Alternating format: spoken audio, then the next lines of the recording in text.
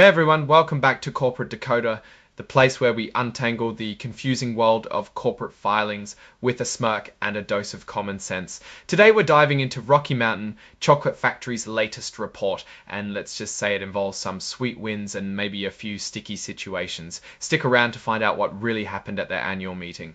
Alright, so Rocky Mountain Chocolate Factory, or RMCF as the cool kids call them, held their annual meeting on August 12th of last year. Now, this isn't your typical shareholder meeting with a bunch of people in a stuffy room. This was done virtually, a common practice these days, but what really matters are the decisions made and how the company is performing. The big news from this meeting is that they voted on a few key things that affect how the company is run and who's in charge. Think of it like the shareholders giving their stamp of approval on everything from the board of directors to who's auditing their books. Remember, RMCF is traded on NASDAQ, which means they have to be pretty transparent with their financial dealings, and that's exactly what we're here to decode.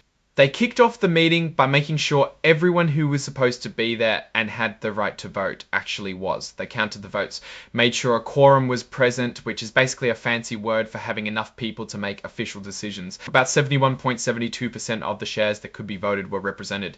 That's a pretty good turnout for a virtual meeting, showing that shareholders are paying attention. The first major agenda item was the election of directors.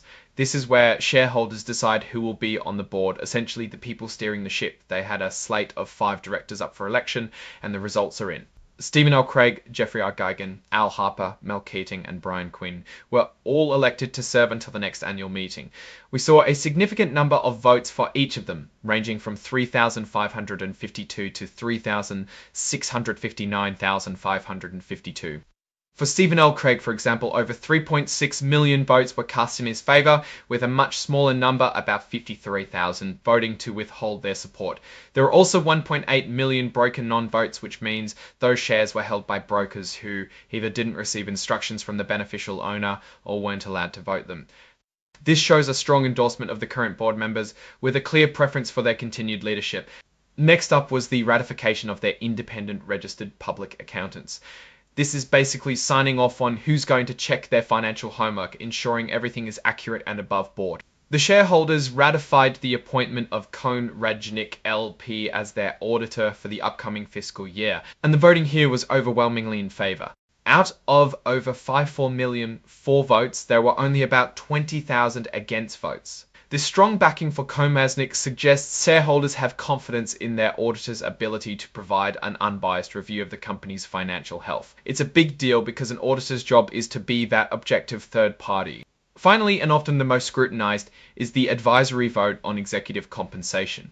This is where shareholders get to weigh in on how much the top brass is getting paid. It's an advisory vote, meaning the board doesn't have to follow it, but ignoring it can send a pretty strong message.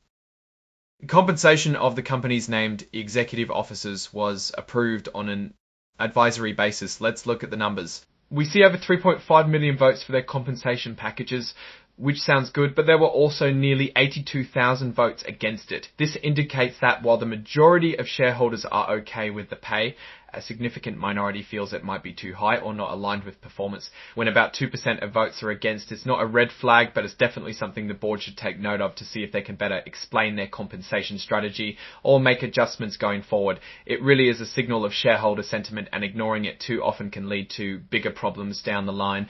So, wrapping it all up, the annual meeting for Rocky Mountain Chocolate Factory shows a generally stable and approved board of directors and auditors. The shareholders are largely in agreement on who should lead and who should verify the books. The only area with a notable split is executive compensation, which is pretty common. It's a sign that while shareholders are happy with the direction, they're keeping a close eye on how the company rewards its top leaders. My take on this is that RMCF is running pretty smoothly from a governance perspective. The strong votes for director elections and auditor ratification suggest good corporate governance practices, the executive compensation, which is pretty common. It's a sign that while shareholders are happy with the direction, they're keeping a close eye on how the company rewards its top leaders. My take on this is that RMCF is running pretty smoothly from a governance perspective. The strong votes for director elections and auditor ratification suggest good corporate governance practices. The executive pay vote, while not a disaster, is a subtle hint that communication around compensation could be even clearer.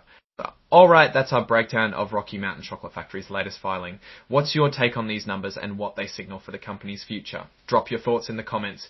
If this analysis was valuable, hitting that like button really helps, and subscribe for more deep dives. Don't forget to check out the Discord in the description. Thanks for watching, see you next time.